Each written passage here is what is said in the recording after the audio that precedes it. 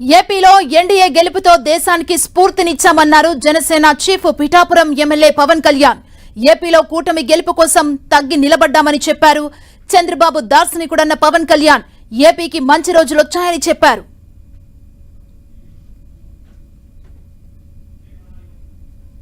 గత 5 సంవత్సరాలుగా మరి రాష్ట్రంలోని విపత్కర పరిస్థితులు తెలుసు. మనందరం సమిష్టిగా పోరాటం చేసి కలిసికట్టుగా ఉండి అద్భుతమైన మెజారిటీలతోటి 164 శాసనసభ స్థానాలని ఎన్డీఏ కూటమి దక్కించుకుంది. అద్భుతమైన విజయం. 21 పార్లమెంట్ సభ్యుల్ని సెంట్రల్ హాల్లో కూడా మాట్లాడుతూ ఉంటే అందరికీ ఆంధ్రప్రదేశ్ విజయం, తెలుగుదేశం, జనసేన, భారతీయ జనతా పార్టీతో కూడిన ఎన్డీఏ కూటమి విజయం దేశం మొత్తం చాలా ఒక స్ఫూర్తినిచ్చింది.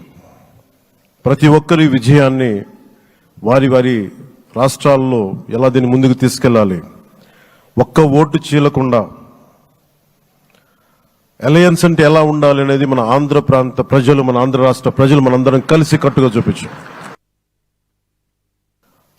ఆ ప్రభుత్వ వ్యతిరేక ఓటుని చీలనివ్వను, ఆ మాట మీద ఉన్నాం, ఆ మాట మీద నిలబడ్డాం.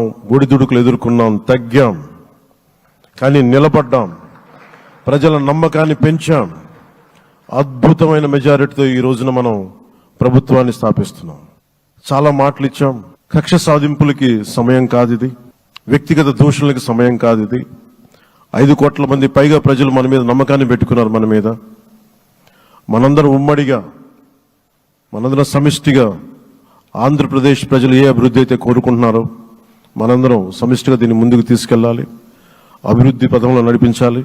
విద్య, వైద్యం, ఉపాధి, సాగునీరు, తాగునీరు, లా అండ్ ఆర్డర్ ఇవన్నీ చెప్పొచ్చాం. మనం బలంగా నిలబడతామని. అలాగే మేనిఫెస్టోలో, ఉమ్మడి మేనిఫెస్టోలో చాలా మాటలు ఇచ్చాం. వాటన్నిటినీ బాధ్యతగా ముందుకు తీసుకెళ్లాల్సిన అవసరం ఉంది. చాలా క్లేమోర్ మైన్స్ పేలిపోతే, జీప్ ఎగిరిపోయి కింద పడితే చొక్కా దులుపుకొని ఆయన మళ్లీ వచ్చి రాజకీయం చేసిన వ్యక్తి. ఈ రోజున సైబరాబాద్ ఉంది అంటే అది శ్రీ చంద్రబాబు నాయుడు గారి దార్శనికత. అలాంటి వ్యక్తి, ఆయన అనుభవం ఈ రోజున 2024 ఆంధ్రప్రదేశ్కి ఎన్డీఏ కూటమి తరపు నుంచి ముఖ్యమంత్రి అభ్యర్థిగా శ్రీ నారా చంద్రబాబు నాయుడు గారి పేరుని జనసేన పార్టీ పక్షాన నుంచి మేము బలపరుస్తున్నాం.